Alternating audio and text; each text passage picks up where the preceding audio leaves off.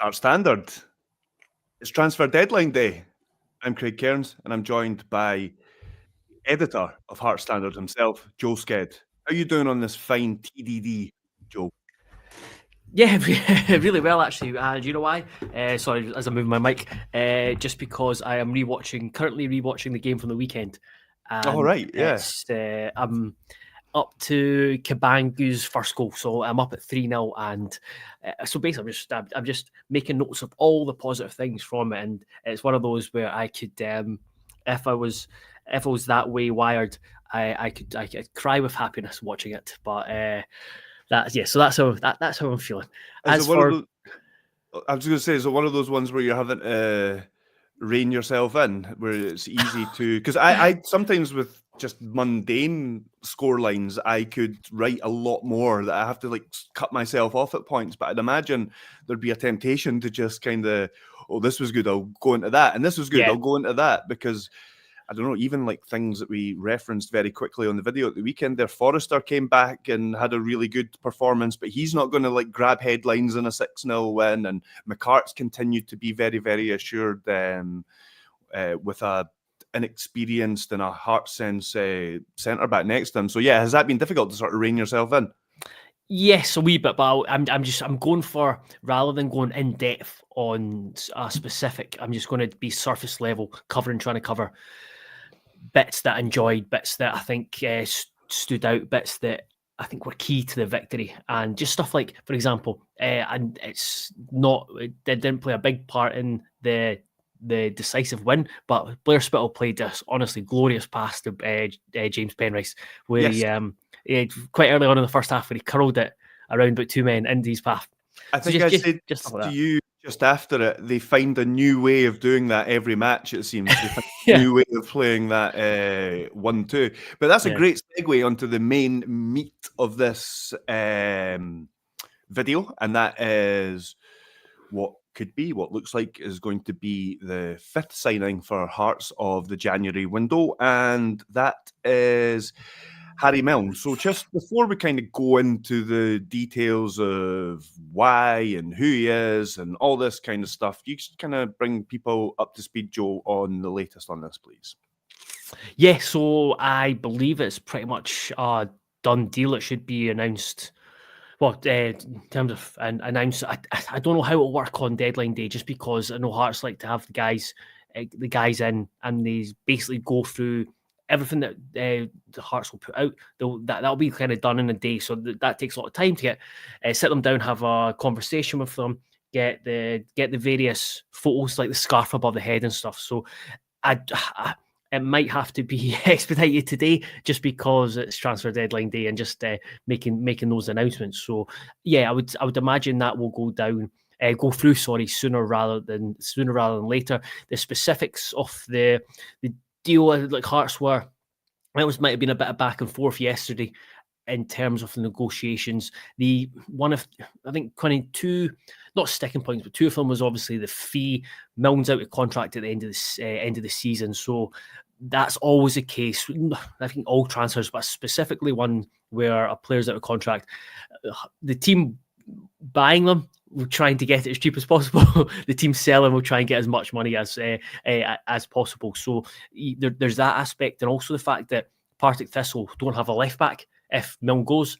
I think they moved on or ended a loan. I think I just read it. Charlie Sayers maybe was other left back, so they don't have one. So that could come into the negotiations, whether a Hearts younger player, whether it's Drysdale having come back from injury, or someone else going out on loan to Partick Thistle. But that's those are a few things I heard yesterday, but I'm not sure if it's definitive, whether it's just going to be a straightforward fee or it's going to be there's going to be a loan involved or anything. But I do know it's progressing, and I think it's a very sensible signing.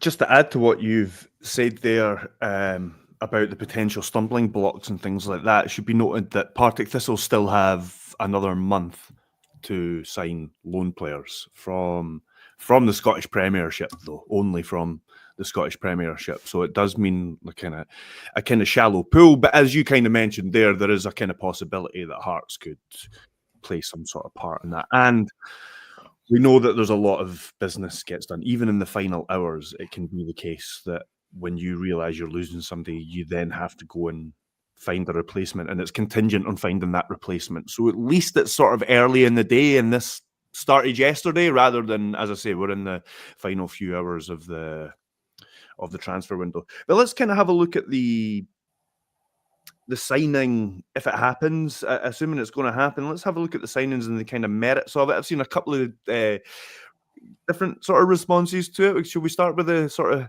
cynical ones where people are saying, oh, another great find from Star Lizard, because this is a 28-year-old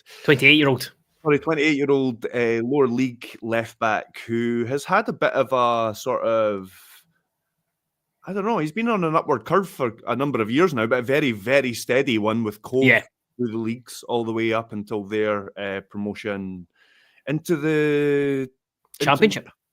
Into the Championship, yes. And then he moved to Partick Thistle. So there's been some cynicism with what a gem that Star Lizard have uncovered. But there also seems to be a lot of people saying he should have had a move to the Premiership before now. Now, looking at what Hearts need, they don't necessarily need to have one of the better left backs in the league. They don't need somebody to come in and take Penrice's place. They don't need necessarily somebody to come in and compete as a first team player. So if you're looking at backup, if this guy is up to Premiership standard, then and he's out of contract at the end of the season, relatively cheap, he's obviously coming out on a few metrics on what Jamestown look at in players. But yeah, it seems to be, like, age aside and all that kind of stuff, it looks to be a sort of sensible one, a low risk one. Yeah, absolutely, and it's one that's required. I think if it's a position where Hearts were, I think if an opportunity came up, they would move for a left back, and the opportunities came up. But also, I think that it might have just been, they might have just decided that almost better safe than sorry bringing in a left back, because Penrice has gone down a few times in recent weeks. You add in the fact that he's 3 bookings away from a 2-game suspension as well.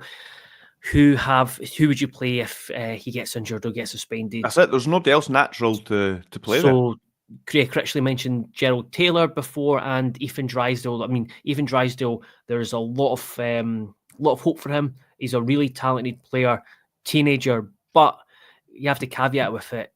He is coming back from a long-term injury. He's played 3 games. I think it's 3 games now in the B team, and he's not played 90 minutes yet. And you can still see it was at the B team game on Friday. He started really well and then faded, and that's what happens when he's a young guy coming back from a long-term injury. So I just think, even though he's been training with the first team, it's going to be, if he has to come in and step in, it's too big a jump to, I think, at the moment, for him to come in and fill in. James Penrice, who's been the Cubs' best player this season, whereas with Mellon, you're getting a guy who has, had a lot of interest from Premiership clubs in this window and before. Loads of experience, where I think he's played over 200 games for Cove, over 100 games for Partick Thistle as well. He has, it's just, his kind of progress it's not been like that. It's kind of just, as you mentioned, it's just been like that. And you very, very steady, yeah. You've listened to or read comments from Partick Thistle fans and people that we trust to watch the lower leagues, and all of here is positive things about him. Mm-hmm. So yeah, it makes sense, and it adds a bit more comfort knowing that you've got a backup for James Penrice. On the flip side, it's people are jumping to think, oh, James Penrice must be getting watched, and this is why signing him. I think they're signing him because Hearts had 4 left backs to start the season, or 4 guys who can play left back to start the season, and now they're down to 1. But also at the same time, if teams aren't aware or keeping an eye on Penrice, then they're doing something wrong, because again, he's been absolutely tremendous. I know, but as you said, there's been 4 of the last 6 games or something. He's gone down and got treatment, and just the sheer. We've got through the worst of it with the midweek games, to be fair, but the more you play, the more susceptible you are to injury. And I mean, there's not many that have played more minutes this season for Hearts than James Penrice, out of necessity. As well as just, as you say, how good he's been. Arguably the Hearts' best player, arguably the best left back in the league. I mean, I say that without watching other ones from week to week, but he's got to be in that conversation at least. And then one other thing to point out is that Brighton themselves, who've used this, I can't really speak so much for Union Saint-Gilloise, but they did sign Kabangu from, was it from the Dutch top flight? They moved to the Dutch second tier. Yeah, it was the Dutch second tier. Yeah. So that's a fairly unfashionable league to sort of pick somebody up from. And Brighton did the same. It wasn't always players from leagues like Scandinavia where they could find added value, or wonder kids from South America. It wasn't always like that kind of stuff. It was sometimes just like lower league stalwarts that kind of impressed on certain things. So again, you kind of have to. I'm not saying you just accept everything blindly, but there has to be a certain trust. There has to be a certain element of faith put into this method. Yeah, absolutely, and I think it's important to reiterate, because there's a couple of comments here. So Harrison, it says, interesting Jamestown looking at domestic lower league and not just foreign players, and surely looking at bringing in a player from lower league is a prime example of using analytics to find a player. Jim Og, both spot on or interesting comments. And the two things: Jamestown, no player gets, because I've seen a few comments on social media. It was like, oh, not an analytics signing or something along the lines of that. Important to reiterate: no Hearts signing is made unless it's supported by Jamestown data, and it's not just Jamestown. Hearts do their own. Like the recruitment department at Hearts do like their own looking into players and finding players that they think might be suitable, and then that's when they'll pass those names on to Jamestown, and if they're suitable, then like perfect. If we can get the deal done, we'll get the deal done. And I would probably put Harry Milne in that basket without knowing for sure, but he kind of ticks that box. So it just seems like another sensible signing for a position that we could do with getting more depth in. Yeah, I get worried every time Penrice goes down, and it's been happening increasingly recently. So definitely we need somebody, even if it is even if he is just a backup player, we need somebody to relieve the burden. Let's move on a wee bit just to kind of what else to expect from today. Have you heard any rumours in any Greg's queues today? No, I'm not being a Greg. That's a deep cut. Is that Ruud Hillet? Yes. Early days of memes. Yep. That signs. So a lot of people a lot of folk asking about any movement out or any movement between now and the end of the window. I was, up until yesterday, I was actually expecting a really quiet day. I thought it was going to be just. It'd be more likely a player going out or player or two going out than someone coming in. But then Mellon kind of happened quickly. It appeared to happen quickly yesterday. So who knows? So that's where I'm unfortunate. I can't be definitive. It's like, yes, Hearts will sign X or Y will go out. It will be, I think it'll be if Hearts add someone else. I can't imagine it being more than one person, but again, I've been wrong in the past, so I've not heard anything yet. But the way that we've obviously been looking to add a winger this window, so a couple of names have been floated about, and it's like, for example, Armstrong and Chesnikoff, and I've not heard anything in terms of progress on either of those, but it'll just be one of those where we've seen it in the past where it gets to deadline day and things just happen really quickly, and it could. As for players going out, Critchley confirmed the other day that there have been inquiries about a few players, but just going over old ground is boring, listeners, by repeating myself. I think it's just sometimes really difficult to move players on at this time of this time of the year. Just there's so many factors to consider. So unfortunately, I can't say X is likely to move on, or Hearts are going to definitely sign someone else, but I wouldn't rule out more happening or one or two going out, because, as someone said, Raymond said, I think once all, oh no, sorry, that's I misread that question. That's a different question. So that's the situation, because it's still quite a big squad with Harry Milne coming back out. I think it pushes it up to 30 again. Yeah, definitely, and they've talked about wanting to get it lower, and there's all those factors that we've mentioned before. They're not going to just get somebody for the sake of it to lump to the end of the season. You're talking about the winger, for instance, unless they can get a deal done that suits the club in the medium term, then they're not going to do it. It's not going to be the case that they're just going to sign a winger for the sake of it, just to kind of, because there are enough players, and whereas left back, we've discussed, you kind of need somebody in there as a backup. The right wing, okay, it's not ideal.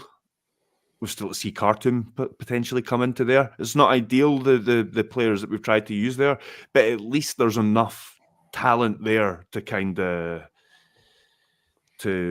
for someone to play there until the end of the season. Whereas, I don't know, we were looking a wee bit sketchy at centre back and left back not that long ago. Yeah, I think we mentioned on Saturday that result. Just read one of the comments. Yeah, I'll bring that up shortly. You look at the recent recent run of results, and look at Saturday. Saturday, I think, takes a lot of winning that game, and winning it so convincingly takes a bit of pressure off having to do loads of business. So does, yeah. For example, if Hearts went up there and struggled to draw and lost, then there would have been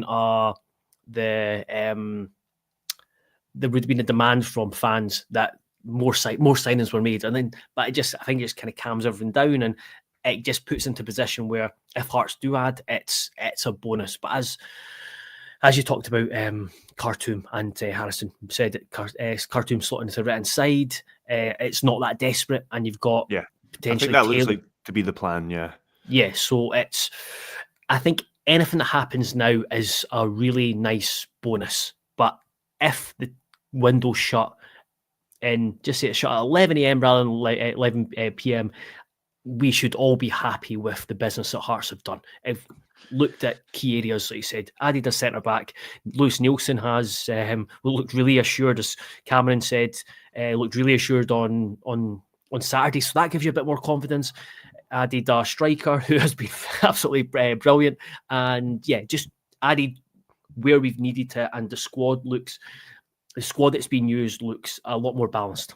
Yeah, the players, the players that you mentioned there, Kabangu and McCart, they've made players around them look better. The team as a whole's got better. I mean, I'm not saying one's caused the other or anything. It's all kind of like fed into each other and worked at the same time. But you're right, there's no longer a sort of desperation as there was at the start of the window, because there just was that leaking too many goals. I didn't realise that McCart was what we needed, or like that, even that type, that was what we needed to come in. But I mean, he's come in and been very, very impressive.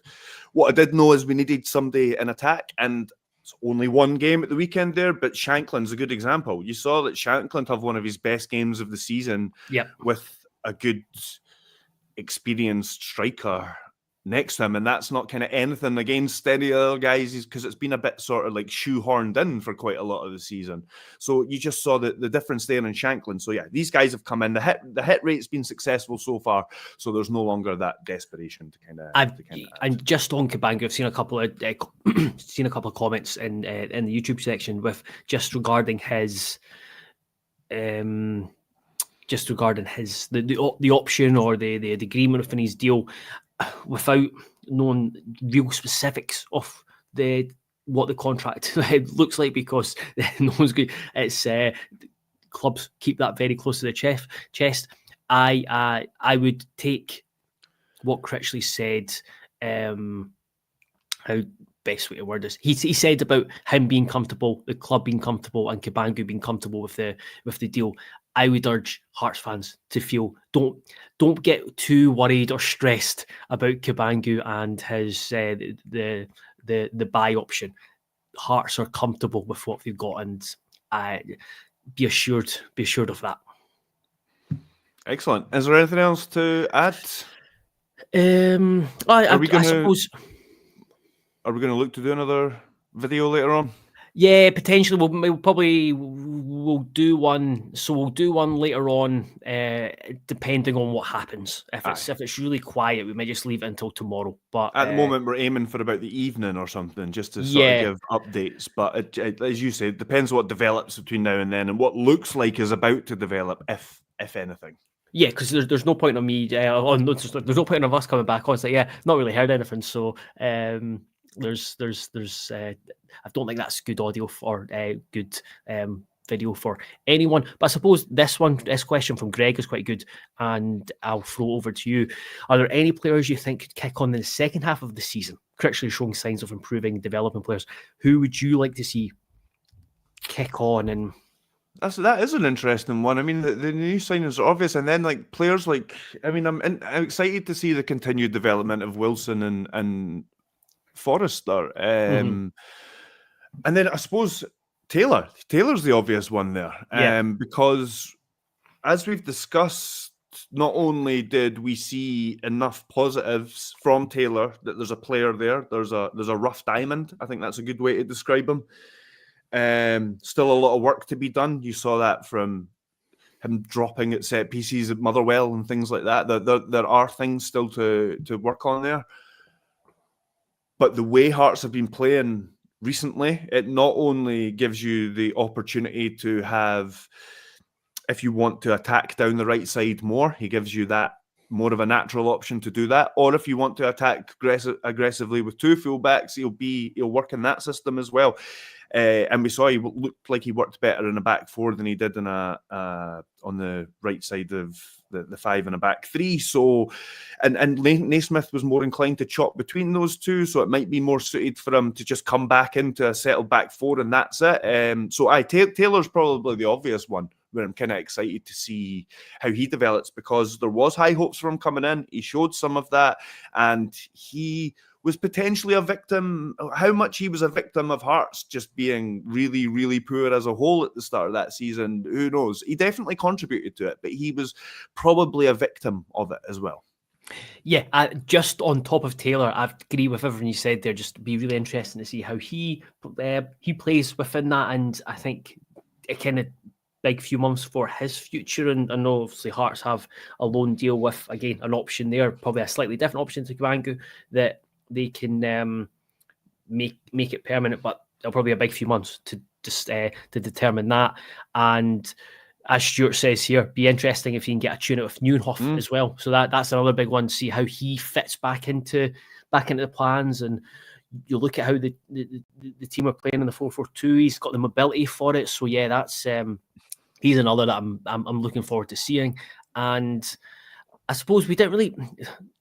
We'll move on or finish very shortly. We didn't really actually kind of touch on what Harry Milne would bring to the club, and just from bits I've read small bits I've seen of him, but what I've been told is that he is quite an aggressive, forward-thinking fullback. Similar to Penrice. It sounds like he's similar to Penrice. I'm not saying he's going to come in and be like a like for like in every kind of area, but he is. One of his attributes that I've picked up on for years ago, people were saying this about Harry Milne, just very, very good at getting forward, getting down the line and getting balls into the box. And that's what Critchley wants. That's what Penrice has been doing. That's what Spittle wants. So even from that perspective, it seems to make sense. Yeah, absolutely. And I think he's quite a big guy as well, which is good physicality-wise. Yeah. Excellent. Well, we will leave it there. Thanks to everybody for tuning in, for all your comments. Sorry we didn't get to them all. As I said, we'll try and do an update later on. It does depend on how things develop, but keep an eye on heartstandard.co.uk. Until then, and we will speak to you soon.